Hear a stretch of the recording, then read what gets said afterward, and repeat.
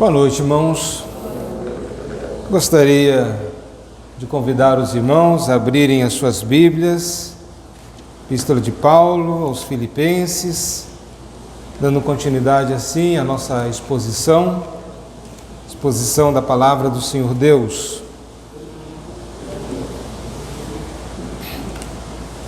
Filipenses, capítulo 2, e nós leremos o verso 15 e o verso 16, a parte A do verso 16.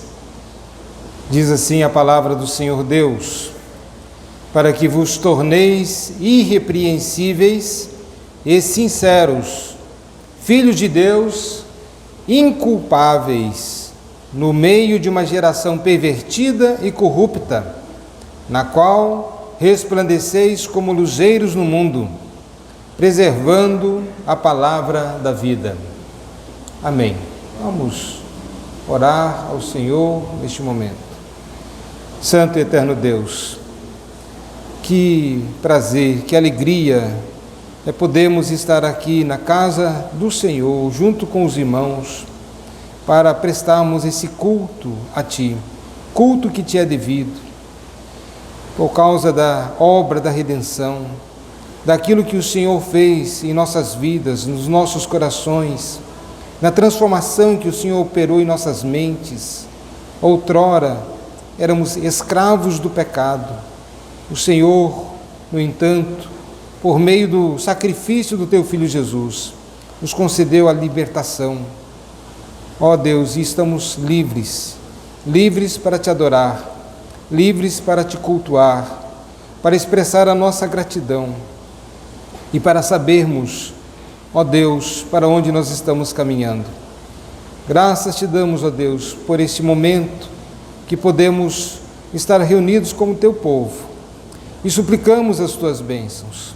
Suplicamos que Teu Espírito Santo venha abrir os olhos do nosso entendimento para compreendermos a Tua palavra e por ela sejamos nós edificados, fortalecidos, desafiados a andar em novidade de vida, capacitados pelo Teu Espírito com o poder do alto, para vivermos de um modo digno da vocação a que nós somos chamados, pois sem Ti nada podemos fazer, Senhor. Nos abençoa nesta noite, fala os nossos corações por meio da Tua palavra e abençoa não somente a nós que aqui estamos, nós suplicamos as Tuas bênçãos sobre todo o Teu povo, espalhado por toda a terra.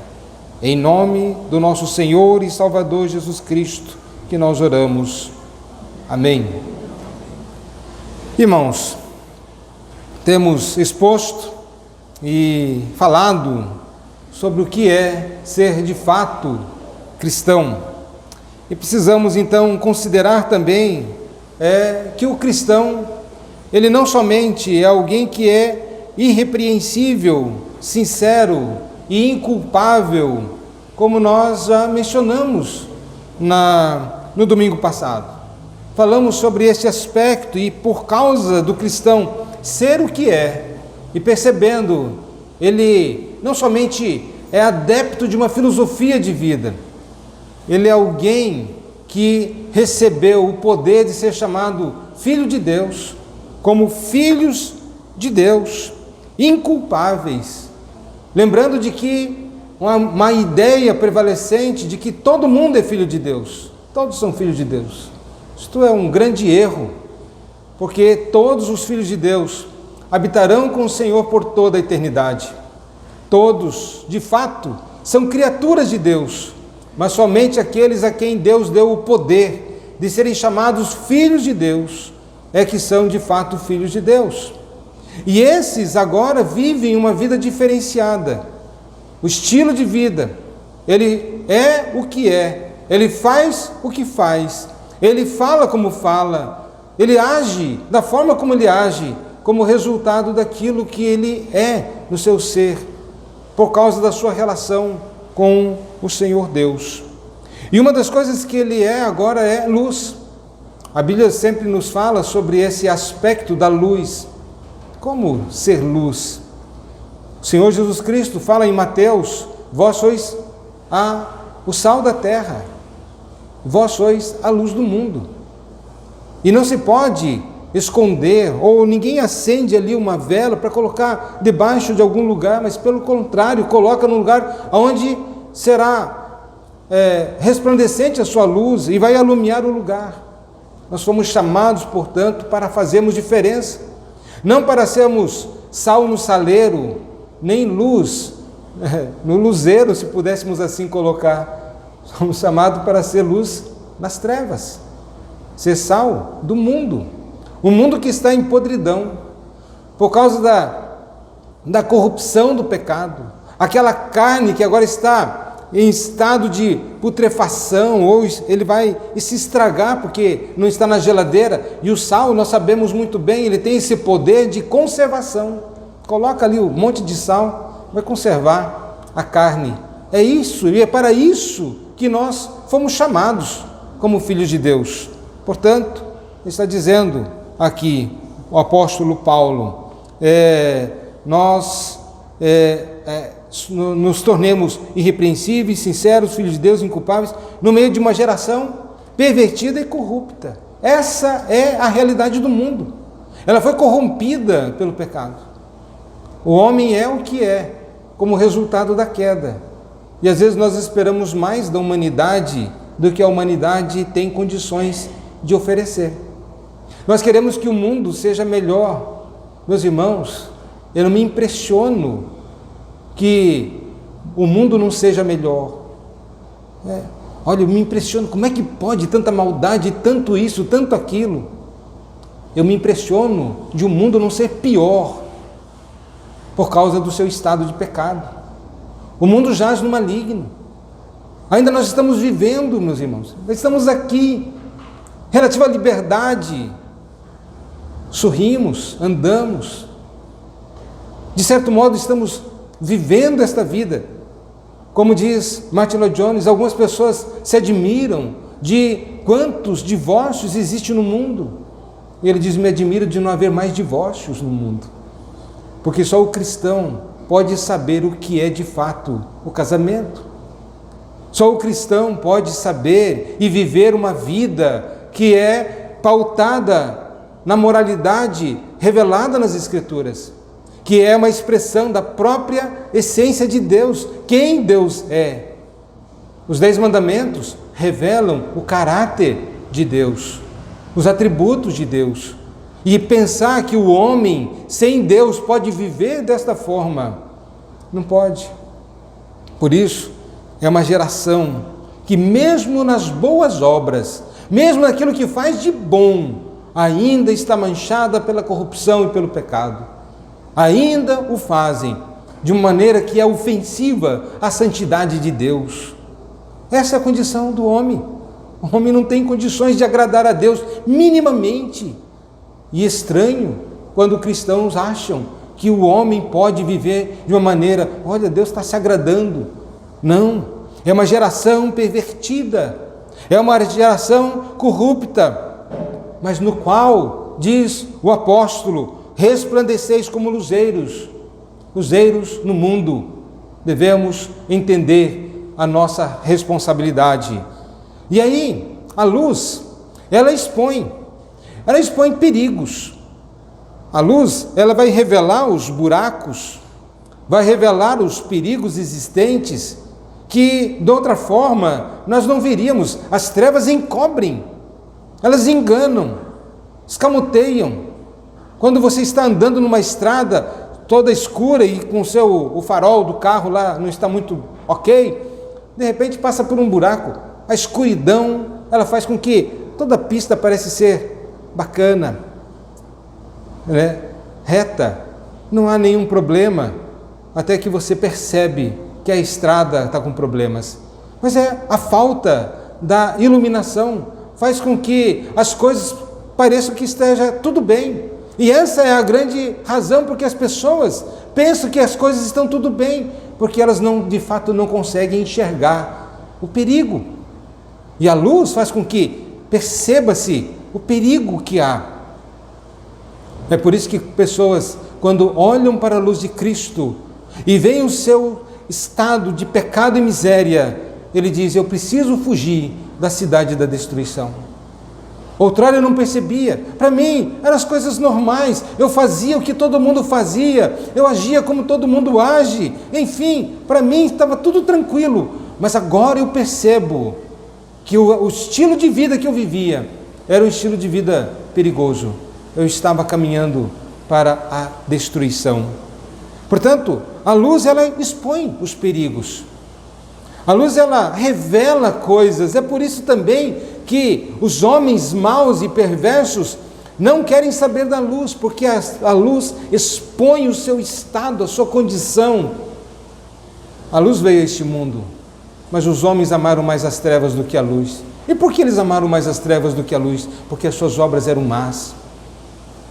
Eles não queriam ser arguidos pela verdade, não queriam ser arguidos pela luz, e por isso preferiram odiar e fugir da luz. Mas a luz não somente ela expõe os perigos, ela também instrui positivamente. Lâmpada para os meus pés é a tua palavra e luz para o meu caminho, como diz o salmista. Ela nos revela: olha, ande por aqui, este é o caminho. Ninguém poderá saber qual é o caminho sem a luz, sem o Evangelho, sem a palavra de Deus. Lâmpada para os nossos pés, para que não tropecemos, percebendo que os homens maus, ímpios, sem Deus, tropeçam e caem, e nem sabem por que tropeçaram, nem sabem por que caíram, não sabem por que foi a falência o seu relacionamento, a sua vida e tudo mais, não sabe por que está passando pelo entristecimento da alma. Não sabe. Ele diz: eu não entendo. E ele vai aos especialistas de plantão, aos psicólogos de plantão, quando o seu problema é pecado muitas vezes, e não vai ser resolvido de outra maneira. Mas ela instrui, ela vai indicar a rota, ela vai mostrar por onde devemos andar. A luz faz isto, a luz nos ajuda neste sentido. E aí nós percebemos, e temos tido a experiência também. A igreja, o que é a igreja? Nós, como igreja, é como um punhado de gente. Um punhado de gente. Numa numerosíssima sociedade que é pagã em essência. Percebam o contraste entre os poucos e os muitos.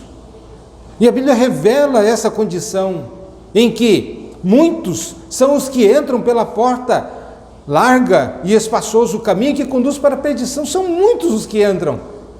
No entanto, a porta é estreita e o caminho apertado que conduz para a vida, e são poucos os que entram por ela. Comparativamente, a igreja do Senhor, ela sempre será um número reduzido. Gostamos de multidão, gostamos de fazer parte de grandes torcidas. Percebam, tem pessoas que têm vergonha de dizer: eu sou torcedor do Tuna. Aí pergunta assim: quem é Tuna, né? Que time é esse? Ele fala assim, é baixinho, né? Espero que não tenha nenhum torcedor do Tuna aí, né? E outros: não, eu sou torcedor do Flamengo, do Corinthians. Uma grande torcida. Geralmente as pessoas gostam de estar torcendo no time vencedor. Eu sou assim. O campeonato começa, quando chega lá no final, vejo quem que vai ganhar, é para isso que eu vou torcer. Eu não sou sofredor, eu não sofro de jeito nenhum. Mas, percebam, a ideia de que as pessoas, elas querem estar sempre onde está a maioria, a multidão. Afinal de contas, o pessoal já diz: a voz do povo é a voz de Deus.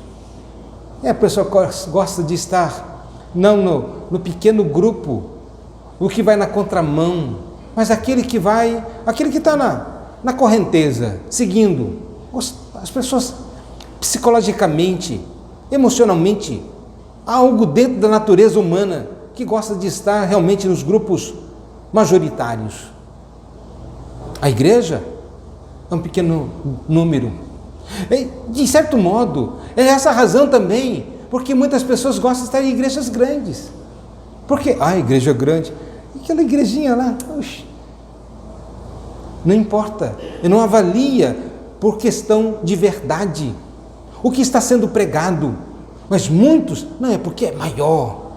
Meus irmãos, se for por isso, vamos para a Igreja Católica, ainda são a maioria, mas não é essa a questão.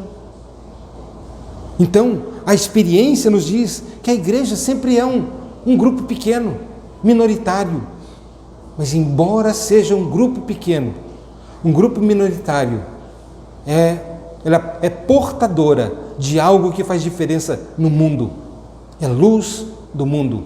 Vós sois luz deste mundo, no qual resplandeceis como luzeiros neste mundo. E somos chamados, portanto, a uma responsabilidade. E para que nós sejamos luzeiros deste mundo, nós devemos entender que o mundo é um mundo pagão. Muitas vezes consideramos pessoas como se fossem até pessoas de Deus. Se morreu, acho que vai até para o céu, porque ele é uma pessoa muito boa. Compreendemos muito mal o plano da redenção. O mundo, e nós devemos compreender, o mundo jaz no maligno.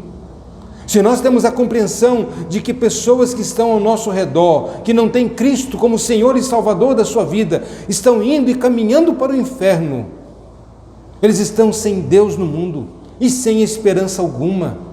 Mas muitas vezes nós pensamos, não, tudo bem. Nossa responsabilidade, portanto, envolve a capacidade de discernir que o mundo, ele é mau, é uma geração pervertida e corrupta, e que precisa do Evangelho, e que nós temos a responsabilidade de resplandecer este mundo. Crente, agente secreto, não é bem visto.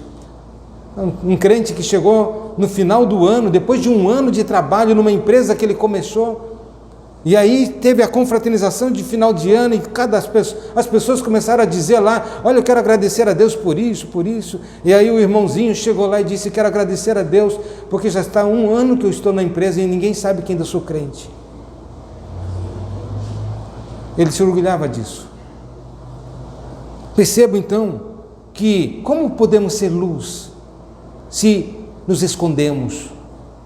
Como podemos ser luz se nós não falarmos, não proclamarmos? Mas também a nossa responsabilidade é de evangelizar.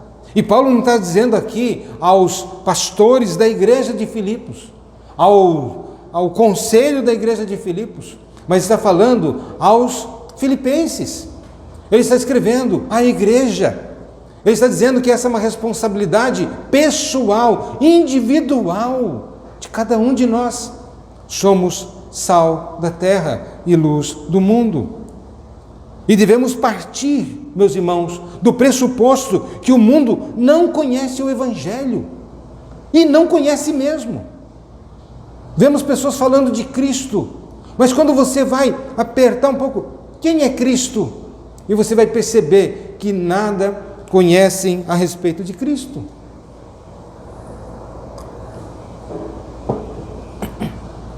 Falam de Deus. Quem é Deus? Eu acredito em Deus.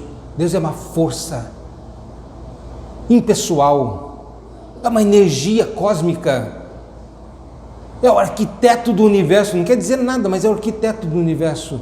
Quem é Deus?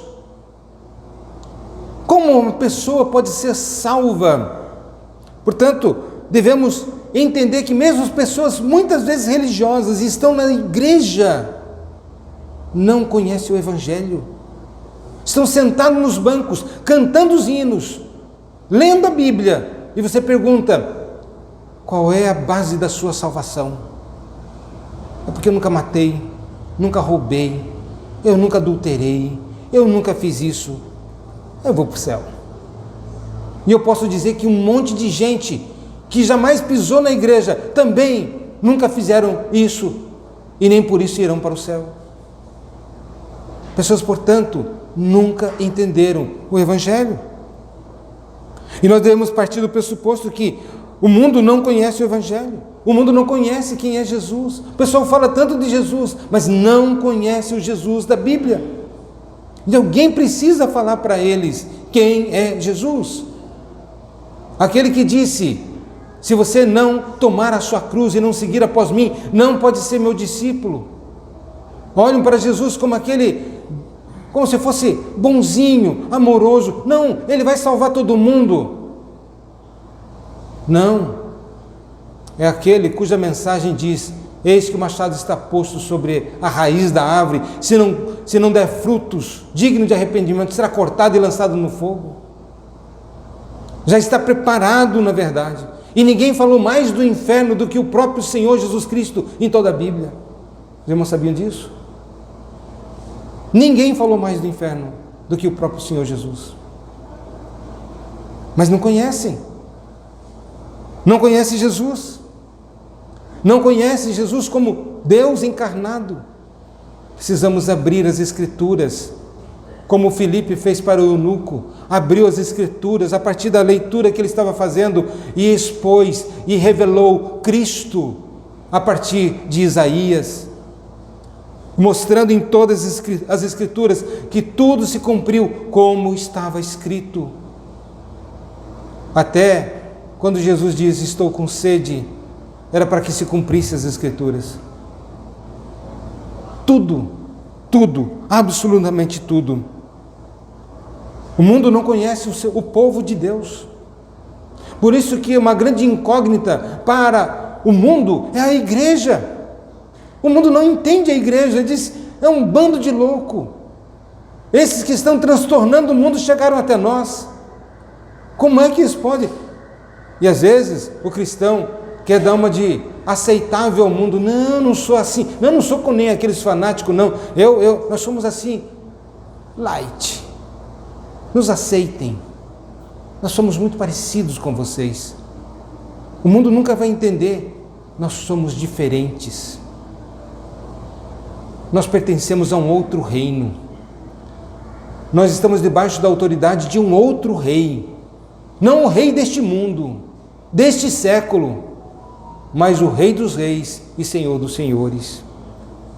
Não entende a nossa esperança, porque crentes caminham alegremente, muitas vezes, ao longo da história isso tem se demonstrado, caminho para a morte, numa viva esperança. O mundo não entende, é uma incógnita.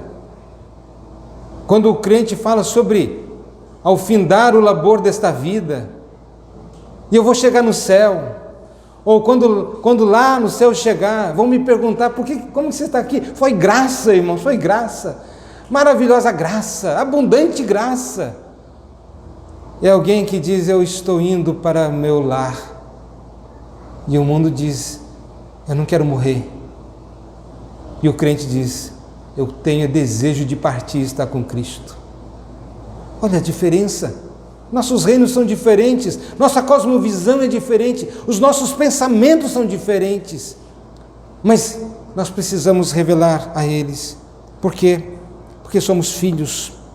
Devemos deixar claro para o mundo que somos o que somos por causa do Evangelho, não porque é uma coisa natural. Não, eu sou tranquilo assim mesmo. Não, eu não sou tranquilo. Não, esse é um homem correto, justo. Não, eu sou um pecador. Em essência, nada difere um homem bom, cumpridor dos seus deveres, um bom marido, uma boa esposa, um bom pai. Sem Cristo, nada o difere de um estuprador, um violentador. Em essência, ele está morto nos seus delitos e pecados, sem Deus no mundo e sem esperança alguma. E o que nos faz diferentes? Não por nós mesmos, não porque nós somos bonzinhos, não porque nós temos força em nós mesmos, nós temos uma vontade moral tão poderosa que nos faz diferentes. Tem um Evangelho que nos mudou. E nós somos o que somos por causa do Evangelho. E essa é a fonte, a origem e o motivo de fazermos o que nós fazemos. de sermos o que de fato somos. É o Evangelho, as boas novas que veio da parte de Deus. Mas aqui o apóstolo também vai fazer uma descrição do Evangelho no verso 16, parte A, quando ele diz, preservando a palavra da vida. É uma descrição do Evangelho. Percebam, o Evangelho não é uma mera filosofia de vida, não é mais uma filosofia, um pensamento, uma coleção de pensamentos, de ideias. Assim, nós pensamos assim, se pensa desse jeito, nós pensamos desse jeito. O materialista pensa desse jeito, o agnóstico pensa desse jeito, e, enfim, cada um pensa de um jeito. É a minha filosofia de vida. O cristianismo está longe de ser filosofia de vida. O apóstolo Paulo vai falar muito sobre isto. Colossenses capítulo 2, verso 8, ele vai dizer, cuidado que ninguém vos venha a enredar com sua filosofia e vãs sutilezas. Cuidado com essas filosofias. E as pessoas vão, também chamadas muitas vezes de ideologias. A minha ideologia. E muitas pessoas acabam entrando nesse tipo de jogo, mas o cristão, ele não é. O cristianismo está longe de ser filosofia, mas é de fato algo diferenciado. O Evangelho é uma palavra viva, como nos diz, palavra da vida. Hebreus capítulo 4, verso 12, ele vai nos dizer, o autor sagrado, porque a palavra de Deus é viva e eficaz. Ele não é como os pensamentos humanos, não é como as filosofias humanas, não é como as palavras humanas, mas a palavra de Deus é viva e eficaz e mais cortante do que qualquer espada de 2 gumes e penetra ao ponto de dividir a alma e espírito, juntas e medulas, e é apta para discernir os pensamentos e propósitos do coração. O Evangelho é vida, produz vida, ele trata daquilo que nenhum pensamento humano pode tratar, o coração humano. Só o Evangelho. Portanto, não estamos falando aqui de mero conhecimento, meras ideias. Estamos falando de algo, como vai dizer também o apóstolo Paulo, o Evangelho é o poder de Deus para a salvação de todo aquele que nele crê. É o Evangelho, é poderoso, é uma dinamite que pode romper qualquer grilhão, qualquer amarra, quando Deus assim o quer. E é por meio do Evangelho. Por isso, a insistência do apóstolo Paulo, prega a palavra, insta, quer seja oportuno, quer não. Não é argumentação humana, é o Evangelho. Às vezes nós pensamos que nós somos melhores que o Evangelho. Eu vou argumentar, eu sou um cara, eu estudei bastante, eu tenho argumentação, eu vou convencer o ímpio de que ele é ímpio. Apresenta o Evangelho. É o Evangelho. Quer consolar alguém? Às vezes você fala muito. Expõe as Escrituras, será consolado. Quer animar alguém? Expõe as Escrituras. Quer exortar? Expõe as Escrituras. Alguém que esteja sem Cristo, fala do Evangelho. Jeremias, capítulo 23, lá no Antigo Testamento, no verso 29, nos diz: não é a minha palavra fogo, diz o Senhor, e martelo que esmiuça a penha? Minha palavra, a capacidade da palavra de Deus, a sua habilidade, a sua competência em transformar, é como um fogo purificador. Sempre lembrando, como que você purifica o ouro? Pelo fogo. Assim a palavra de Deus, ela tem poder. Deus operando por meio da sua palavra, em sua palavra. E Ele é a própria palavra, Cristo Jesus, para operar eficazmente os seus propósitos santos e divinos. Mas a palavra, ela é uma palavra viva, não é morta. Estamos falando de algo aqui que é destituído de vida. A palavra de Deus, ela é viva. Ela é viva. Existem muitas palavras que as pessoas gostam de escutar hoje em dia, como autoajuda. Você pode, meu irmão. Você consegue. Você é o cara. Você. Só tem um detalhe. Enquanto enche a bola do homem pecador, não lhe dá a capacitação para ser essa pessoa diferente. Só enche. Você é o cara. Mas ele continua sendo o mesmo cara pecador, com seu coração corrompido.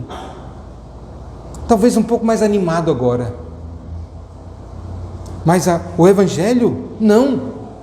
O Evangelho é viva, porque a palavra de Deus, ela é viva. É a palavra da vida, diz aqui o apóstolo Paulo. E podemos dizer que, por que ela é a palavra da vida? Porque ela fala sobre a vida. Ela não somente ela é viva e eficaz, mas ela também fala da vida. Ela, para falar da vida, ela precisa necessariamente falar da condição do homem. Começa com Gênesis, Deus criando todas as coisas. Gênesis 3 fala da queda do homem. O homem agora está morto nos seus delitos e pecados. Ele já nasce morto. Nasce morto, não fisicamente, mas espiritualmente. O homem, ele já nasce destituído da glória de Deus, separado de Deus, sem Deus no mundo, sem o Criador, fonte da vida. Ele nasce com uma vida natural, que é animal, mas não com a vida espiritual. E a alma clama: há algo que falta em mim. Portanto, vai falar dessa vida, mas vai falar antes que nós estávamos mortos, sem comunhão com Deus. Com vida natural, sim, mas vida espiritual, não. E João 17,3 vai dizer: e a vida eterna é esta, que te conheçam a ti. Conhecimento de Deus. Conhecer a Deus não quer dizer conhecer sobre Deus, mas é se relacionar com Deus. Hoje nós estudamos pela manhã sobre o tema, a Santa Ceia. E Jesus vai falar em João capítulo 6, quem não come da minha carne, não bebe do meu sangue, não tem parte comigo. E o que isso implica? Ele não está dizendo quem não crê, mas é quem não é participante, não tem vida. E aqui está dizendo, essa expressão, conhecer a Deus, é uma expressão de intimidade. A intimidade do Senhor é para aqueles que o temem. Percebam, intimidade. Lemos Cantares. Cantares fala sobre Cristo e a igreja. Olha a expressão de intimidade. Fala até de um aspecto meio sensual. Mas por que não há um relacionamento entre um casal? Percebam, qual é a intimidade dessa liberdade? Você não tem vergonha, não tem nada, se desfruta, algo maravilhoso. Está falando sobre igreja, sobre Cristo e a igreja. Quando nós temos comunhão, conhecimento de Deus, implica em intimidade. Lá em Mateus, vai dizer sobre José e Maria. Quando Maria, ela se acha grávida pela obra do Espírito Santo. E José, naquele contexto, quis deixá-la, mas aí vem sonho e ele recebe uma palavra de Deus dizendo: não deixe. E aí então ele vai, assume-o, casam-se, mas a Bíblia diz, mas José não conheceu Maria enquanto ela não deu à luz a Jesus. Ele não conhecia Maria? Conhecia, era noivo, já estavam lá juntos, mas ele não conheceu, não na intimidade, só depois que Jesus nasceu. Mas percebam, fala sobre intimidade, e aqui está dizendo, a vida eterna é esta, que te conheçam a ti, não é conhecer sobre Deus, envolve isto, mas envolve sobre relacionamento com Deus, amar a Deus, desfrutar de Deus, ter prazer nas coisas de Deus, o seu coração se alegra com as coisas de Deus.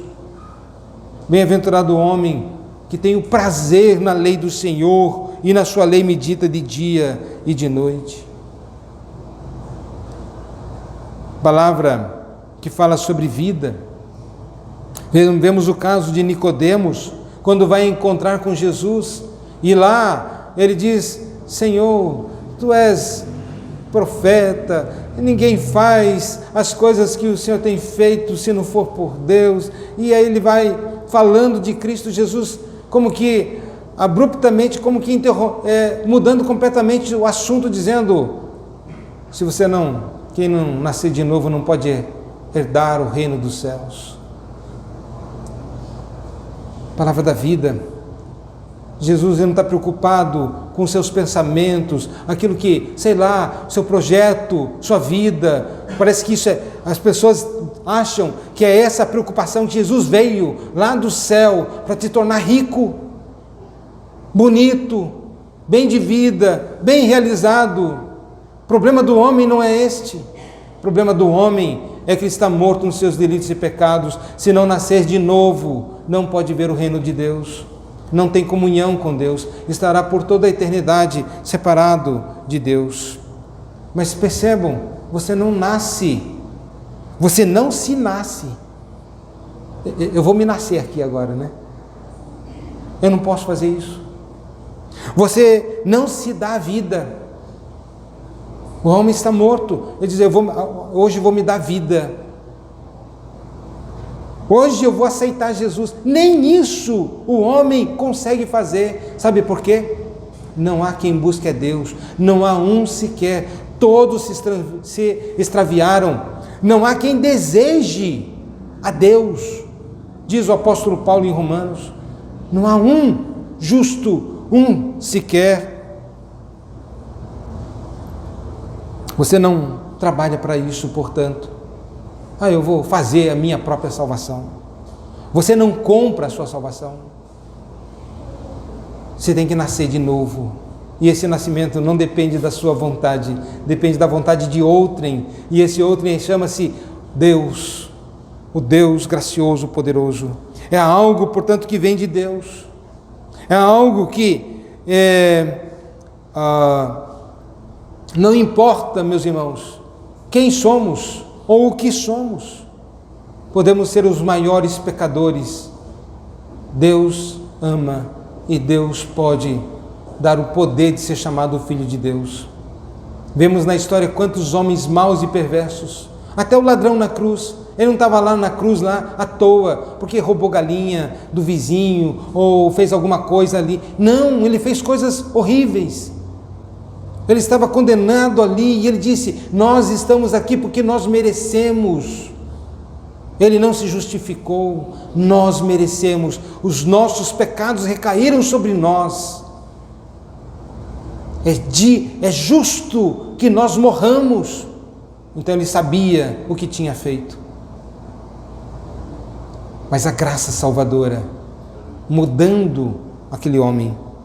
Portanto, não importa a força de vontade, a minha força de vontade. Você não tem força de vontade, ninguém tem força de vontade para ser salvo, porque nós não desejamos, é uma questão de volição, da vontade humana. A vontade humana está morta. Não há quem busque a Deus. Mas o que é o Evangelho? Uma palavra de vida, que fala para aquele que está morto, não somente nos seus delitos e pecados, mas que é exemplificado na ressurreição de Lázaro.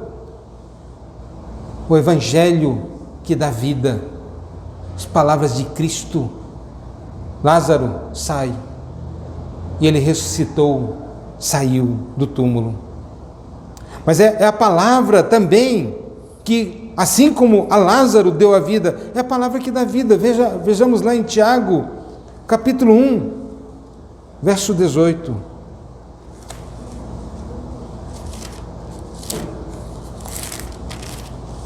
Quando ele nos diz: pois segundo o seu querer, ele nos geração, nos gerou pela palavra da verdade. Não há salvação sem palavra. Alguém diz: eu não conheço, nunca li a Bíblia, não conheço nada da Bíblia, mas eu aceitei Jesus no meu coraçãozinho. Impossível. A instrumentalidade pela qual Deus gera, dá vida, é pela palavra. A fé vem pelo ouvir e ouvir a palavra de Cristo. Não existe fé na ignorância. Nada sei sobre Deus, mas eu creio muito em Deus. Não existe isso. E sem fé é impossível agradar a Deus. Sem fé é impossível ser salvo. Sem fé é impossível ser regenerado. É isso que está dizendo. Pois segundo o seu querer, ele nos gerou ou regenerou pela palavra da verdade, para que fôssemos como que primícias das suas criaturas. Ele nos gerou pela palavra da verdade. Percebam, a palavra, portanto, dá vida. A palavra regenera mediante a pregação do Evangelho. Por isso, prega a palavra, insta, quer seja oportuno ou não. Mas ainda diz o apóstolo Pedro, em 1 Pedro, capítulo 1, no verso 23, diz o apóstolo: pois fostes regenerados, não de semente corruptível, mas de incorruptível, mediante a palavra de Deus. Se eu fosse o diabo, eu só teria um trabalho para fazer: esconder a palavra de Deus do povo. Eu não teria trabalho de fazer com que não existisse religião. Eu não teria esse trabalho. Para quê? Deixa o povo se enganar. Deixa o povo ser religioso. Afinal de contas, o homem, ele é um homem religioso, ou um homem religioso. Ele é naturalmente, ele vai ter uma religião. Seja umbanda, seja candomblé, seja adorador de Baal, não importa. Eu até digo, não existe não religioso. O ateu, que se ufana, ele diz: eu não creio na existência de Deus. Ele está errado. Porque a afirmação correta seria, o ateu diria: eu creio que Deus não existe. Essa é a afirmação correta. E ao dizer desse jeito, ele já diria: eu tenho uma religião. Todo mundo tem religião, até o ateu. O ateu, ele é um ser religioso. Sabe por quê? Porque Deus fez o homem como um ser religioso. E portanto, se ele está numa religião que não prega a verdade, eu dava incentivo, continue lá. Mas a coisa que o diabo vai querer fazer é perverter a verdade. Foi isso que ele fez com Eva no jardim do Éden. Foi assim mesmo que Deus disse? Você tem certeza? Basta você perverter a verdade. Basta você ensinar aquilo que a Bíblia não ensina, mas parecendo que é ensino bíblico. Basta isto. Portanto, essa é a estratégia de Satanás. Ele oculta a verdade, sendo as pessoas religiosas. Os púlpitos têm deixado de pregar a palavra de Deus. E tem muita encenação, muito movimento, muito fala, mas não tem tido mais a exposição da palavra de Deus. Resultado? Pessoas enganadas, achando que vão para o céu, caminhando a passos seguros e largos para o inferno, porque não tem Deus no coração. Percebam, mediante a palavra, não dos homens, mas a palavra de Deus, a qual vive e é permanente, é palavra viva, não é uma palavra morta.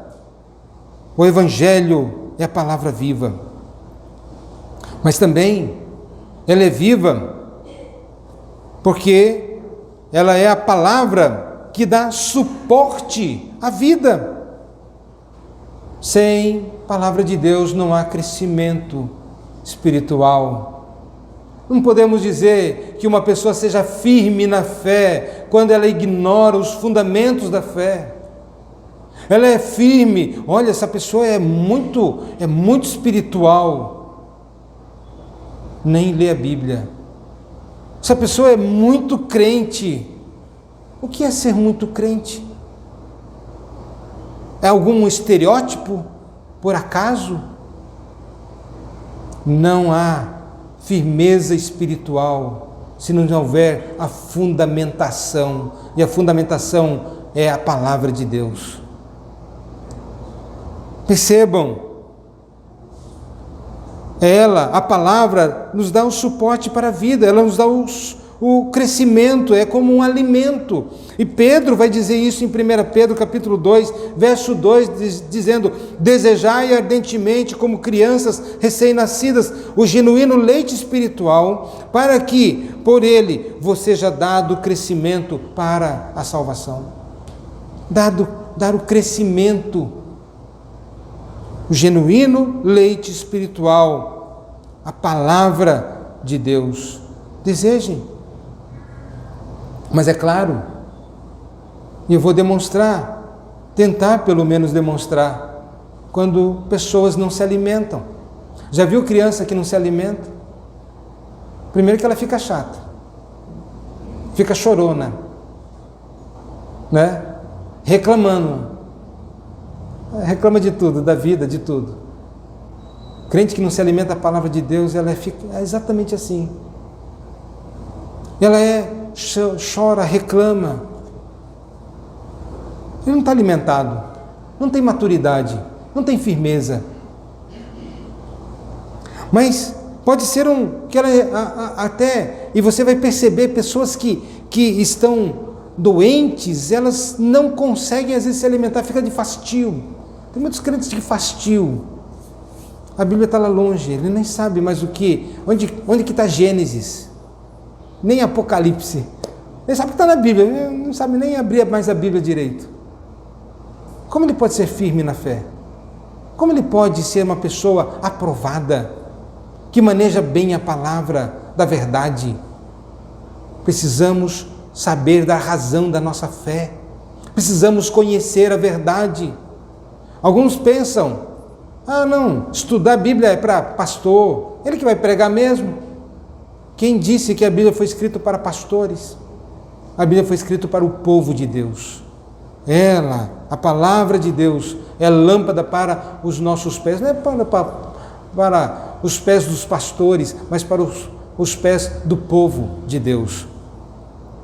Mas às vezes, há pessoas que não se alimentam adequadamente, uma comida falsificada,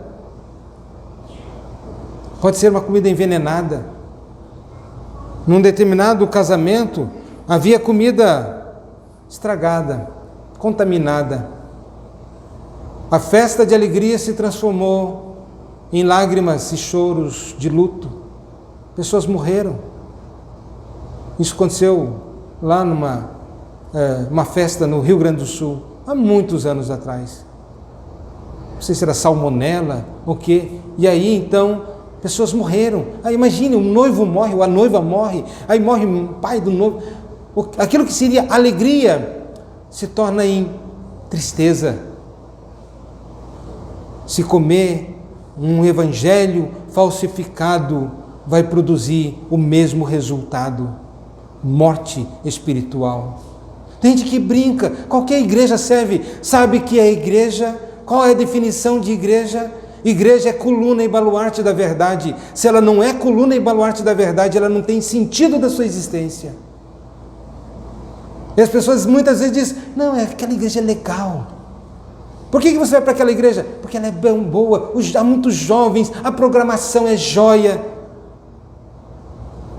Alguém, ao escolher uma igreja, deveria: prega a verdade? Então quero estar lá. Não prega? Não. Porque esse é o sentido da existência da igreja. Coluna e baluarte da verdade. Se ela não sustenta a verdade, se ela não está na verdade, e se eu começar a transmitir aqui heresias, meus irmãos, pensamentos errados, morte na panela, meu irmão sabe disso, está lá a comida e alguém grita, morte na panela, morte na panela, as pessoas iam comer e iam morrer. Um evangelho falsificado mata. E novamente eu digo, se eu fosse Satanás, eu não ficaria preocupado em fazer com que as pessoas não fossem para a igreja. Eu tiraria o evangelho, ou então falsificaria o evangelho. Daria o mesmo resultado. Mesmo resultado. Morte. Porque se é o evangelho, que é o poder de Deus para a salvação, se nós somos regenerados mediante a palavra de Deus, se é a palavra de Deus que nos regenera, sem palavra então não há regeneração, não há vida, não há salvação. Precisa também ser uma comida balanceada, não pode ser envenenada. Se tirar comida, morre. Uma comida envenenada mata. Mas existe aquela comida meio que não nutritiva. Em vez de dar o genuíno leite espiritual, faz aquele mingauzinho de maisena que enche a barriguinha da criança, mas não nutre. E a criança está com aquela barriguinha até cheia, mas está desnutrida. Precisa ser o genuíno leite espiritual. Tem muita gente dando só maisena para o povo, mingau de maisena. É gostosinho, coloca um açúcarzinho ali, fica bacana que só, mas não nutre. Mas também, meus irmãos, o apóstolo Paulo, ao dizer que preservando a palavra da vida é a palavra que nos mostra como viver esta vida. Ela é a palavra da vida porque ela é a palavra que vai determinar como nós devemos viver neste mundo. Nós somos cristocêntricos, teocêntricos, mas só podemos ser cristocêntricos e teocêntricos se toda a nossa fé estiver fundamentada na palavra de Deus. É a palavra de Deus que é a lâmpada para os nossos pés, é a luz para o nosso caminho. É a palavra de Deus que determina como nós devemos viver nessa presente geração. Percebam, ele está dizendo uma geração pervertida e corrupta. Nós estamos nesse contexto. Nós estamos nesse contexto. Como eu posso viver sem a palavra de Deus? Desconhecendo a palavra de Deus. E diga-se de passagem, uma dieta de comer uma vez por semana não basta, meus irmãos. Domingo eu vou para a igreja, recebo a palavra de Deus, mas percebo que o salmista diz, Bem-aventurado o homem que não anda no conselho dos ímpios, não se detém no caminho dos pecadores, nem se assenta na roda dos escarnecedores. Antes o seu prazer está na lei do Senhor, e na sua lei medita de dia e de noite. Continuidade, perseverança. Assim devemos nos alimentar da palavra de Deus. Afinal de contas, tenta comer uma vez por semana. Não vai dar certo, né? Assim também é a palavra de Deus. Ela é o alimento para a nossa alma. Por isso o apóstolo Paulo então vai dizer: preserve a palavra da vida. Ainda fiquei mais naquilo que diz a palavra da vida. E como nós devemos preservar, veremos e consideraremos em outro momento. Mas que o Senhor Deus nos abençoe, irmãos. Nós estamos no mundo mau e perverso. Só podemos fazer frente a este mundo mau e perverso estando fundamentados na palavra de Deus. Leia, medite, em oração, com temor, com tremor. Não se contente com menos do que o genuíno leite espiritual. Não se contente com falácias enganosas, vãs filosofias, que parece ser sabedoria e, na verdade, não alimenta e não tem poder para absolutamente nada, porque o compromisso de Deus está com a sua palavra. E Ele diz: eu velo pela minha palavra para cumprir. É dessa forma que Deus vai abençoar o seu povo, mediante a sua palavra. A instrumentalidade é a palavra. E depois nós vamos entender porque da centralidade da pregação no culto. É por causa disso. Qual é a coisa mais importante no culto? A pregação da palavra.